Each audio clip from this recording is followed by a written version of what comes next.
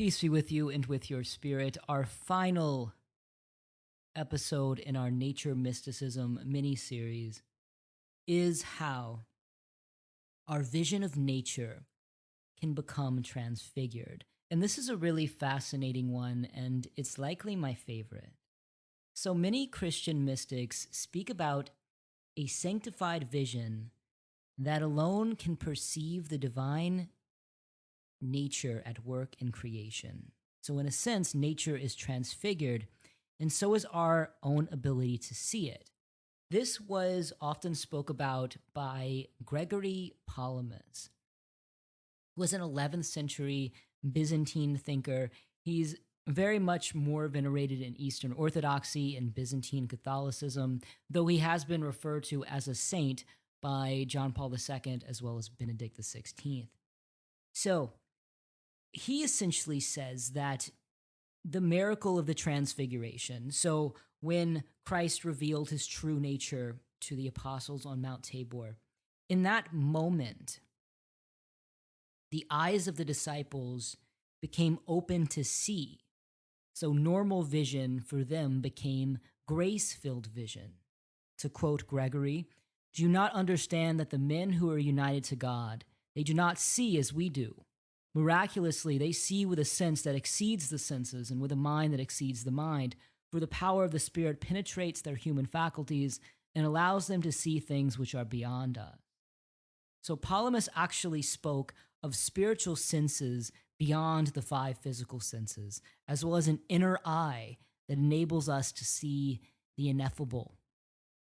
And this is what we've been discussing in previous episodes on this podcast. This is theosis. This is deification.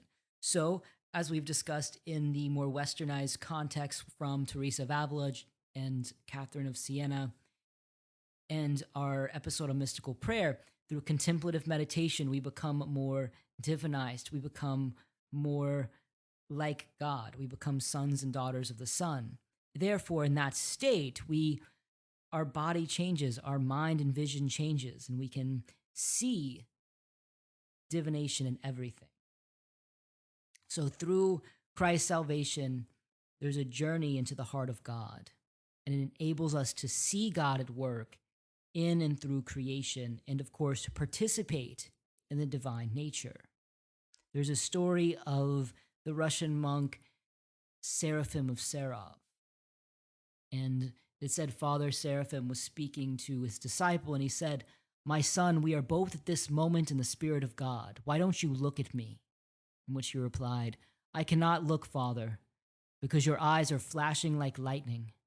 "Don't be afraid," he said. "At this very moment, you yourself have become as bright as I am. You are now in the fullness of the Spirit of God. Otherwise, you would not be able to see me as you do." So this concept that through divinization or theosis, God will grant us new eyes to see his energy in creation. And this is a very big concept and probably a surprising one as well. But this teaching still exists in both the Eastern and Western Church. The Catholic Church does not denounce it. They do have some caveats about the energies versus the essence of God. But there's nothing wrong in believing that through the process of divination or divinization rather, or theosis, which we've been discussing, we can more so easily see God at work in one another and throughout all of nature. This is very similar to the stories you hear in Buddhism. Satori experiences or full enlightenment experiences, but Satori experiences are a little more common in Buddhism. Satori is a brief glimpse of enlightenment. And now that I'm saying that out loud, you actually have brief glimpses of the divine within contemplative prayer as well through the teaching of St. John of the Cross, Teresa of Avila. But in these moments, there's often stories about seeing nature anew, seeing the divine working in the trees and the leaves and the whistling or the rustling of the wind through the limbs, so on and so forth. It's actually usually something like that will even trigger this moment. So hearing a bird sing will trigger this Satori experience. And it's very similar here that we are having new eyes to see this divine aspect of nature.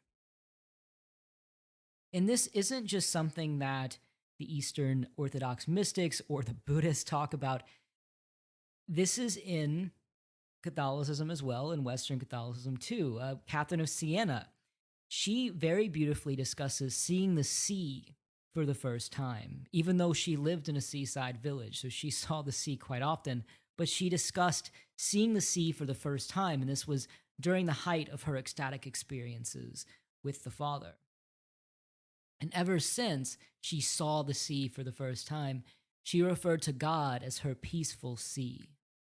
Of course, you have St. Francis of Assisi in his Canticles and Writings, where he discusses how he could see the interaction between nature and the divine. Then you also have the Jesuit priest and thinker Teilhard de Chardin, who discusses his many experiences in his travels. If you're unfamiliar with Teilhard, he was a Jesuit priest and also a paleontologist. So he would travel the world quite often. And there's a very beautiful work of his called, I believe it's called The Mass of the Universe, where he discusses how he wanted to perform his obligatory daily mass, but he was in a remote part of Asia in the forest, in the jungle, so he couldn't. So what he did was he simply, going back to the cosmic priesthood, he offered up all that was around him because he didn't have the bread and wine. So instead, his offering were the birds and their song in the trees, the sun glistening through the leaves, so on and so forth. And he also discusses in some of his other works how he's had many experiences of being in the desert, and how nature, the sparse nature, was still speaking to him and full of the Holy Spirit. And there's one story where he does feel the Holy Spirit fill him up. He also has some really interesting things. I'm going to get into him on Patreon during this series.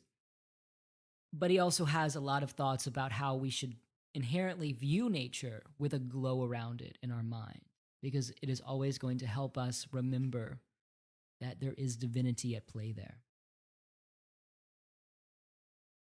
So this all goes back to our previous discussions on theosis, divine sonship, and when we are free from our spiritual blockages, our sinfulness, and we have a contemplative prayer practice, when God deems fit, when the Holy Spirit deems fit, they give us new eyes. They can give us new eyes, at least, if they choose to see God's mysterious work at play. So, in summary, there is a lot of belief that through the Holy Spirit, through God, we have new eyes to see God working through all things. It's a very beautiful concept. Let's wrap this up with modern issues, nature mysticism, and modern issues. So, of course, we are currently in a time of deep despair within the planet, within God's creation, namely in the face of climate change. And as someone who has worked in sustainability for many years in my past life, I don't want to entertain climate change denial. It's silly. Climate change is a thing. However, though, when we look at creation through the eyes of the cosmic priest and through the eyes of Catholic teaching, taking care of the planet is not about science. It's definitely not about politics. It's about God. It's not about the questions and the intricacies of, well, yes, climate change does exist. Is it man-made or is it not? So on and so forth. No, this is just simply our duty as sons and daughters of God to take care of nature, both with our senses, but also with our hands. It's not about politics. It's about divinity. We are here to be good stewards of creation. And the last three popes have been very outspoken on ecological issues. Pope John Paul II was the one who named St. Francis the patron saint of ecology during his talks on how we are to take better care of Earth. Pope Benedict XVI, he dedicated various world peace days to climate change and for a cleaner planet. What many people don't know is Pope Benedict XVI was referred to as the Green Pope because he was the one who implemented solar panels and electric vehicles throughout the Vatican. Pope Francis, though, has been one of the most outspoken and blunt popes about the issues we face in our current climate crisis. His encyclical Laudato Si is considered one of the most poignant, dire, and blunt encyclicals written by a modern pope, and I recommend any of you read it. He lays out the need to take care of our planet, and as we've discussed, how this is more than a political matter, it's also a spiritual matter, but one with very deadly implications. In essence, to be pro life also means to be pro earth. All right, so in conclusion, what are the key takeaways from these last 3 mini episodes? First, Catholicism is a spiritual system, and we get away from that. We get away from that so much. We see Christianity and Catholicism as a rule book to follow, a dogma to believe, a doctrinal system to follow.